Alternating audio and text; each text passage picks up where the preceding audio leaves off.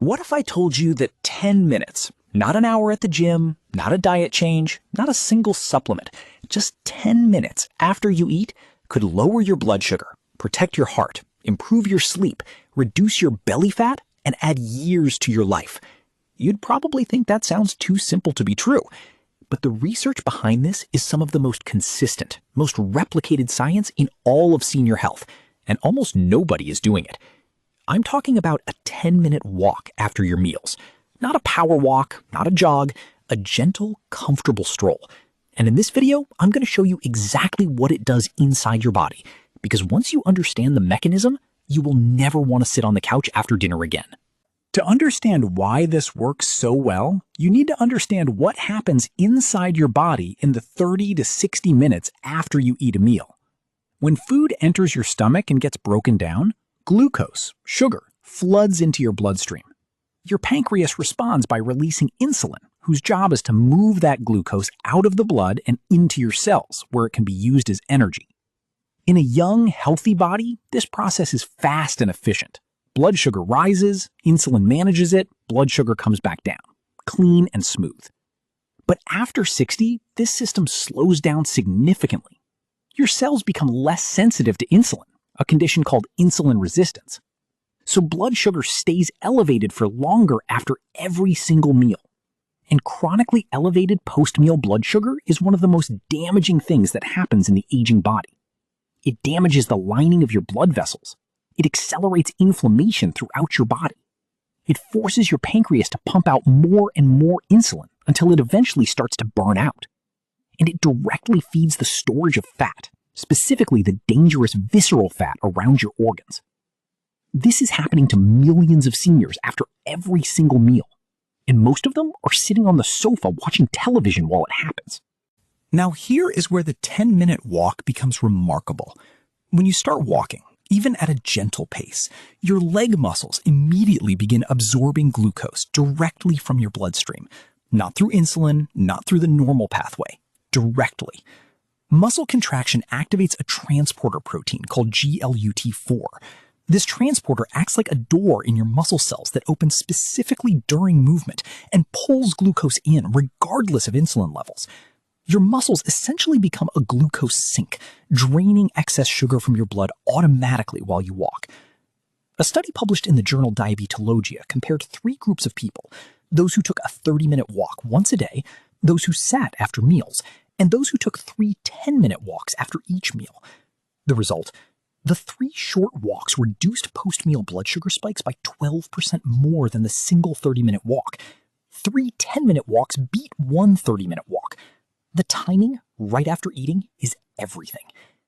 And it is not just blood sugar. Research from the University of Limerick found that a 10-minute post-meal walk also significantly reduced triglycerides, the dangerous fat particles in your blood that clog arteries, compared to a single longer walk at another time of day.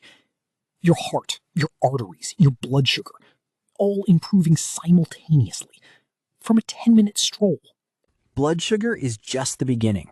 Let me walk you through 5 other things that this 10-minute habit does that most people have no idea about. Benefit 1. It dramatically improves digestion. Walking gently stimulates the muscles of your digestive tract, a process called peristalsis.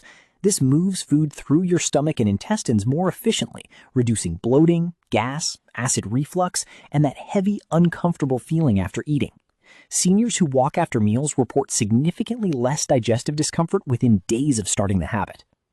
Benefit 2. It lowers blood pressure within minutes post-meal. Post-meal blood pressure spikes, where blood pressure rises sharply after eating, are extremely common after 60 and are a known risk factor for stroke. A gentle walk diverts blood flow to the working muscles, smoothing out that post-meal pressure spike and reducing strain on the heart. Benefit 3. It improves sleep quality. The timing of blood sugar stability throughout the day directly affects your sleep at night. When your blood sugar crashes sharply after an unmanaged post-meal spike, which happens when you sit, it can trigger a cortisol response hours later that wakes you up at 3 or 4 a.m. Stabilizing that curve with a post-dinner walk is one of the simplest ways to sleep through the night more consistently. Benefit 4. It reduces belly fat without dieting. Visceral fat, the fat around your organs, feeds on insulin spikes. Every time your blood sugar spikes high and insulin floods your system, your body is in fat storage mode. By flattening that spike with movement, you are directly reducing the hormonal signal that tells your body to store fat. 3 walks a day adds up to roughly 2,500 steps, and studies show this alone can reduce visceral fat in seniors within 12 weeks without any dietary changes. Now let me give you the practical details, because the how and when matters more than most people realize. Start your walk within 30 minutes of finishing your meal, ideally within 15 minutes. This is the window when blood sugar is beginning to rise. The earlier you start moving, the more of that rise you intercept before it becomes a spike. The pace should be comfortable, what researchers call a light to moderate effort. You should be able to hold a full conversation without getting breathless. This is not exercise in the traditional sense. It is movement.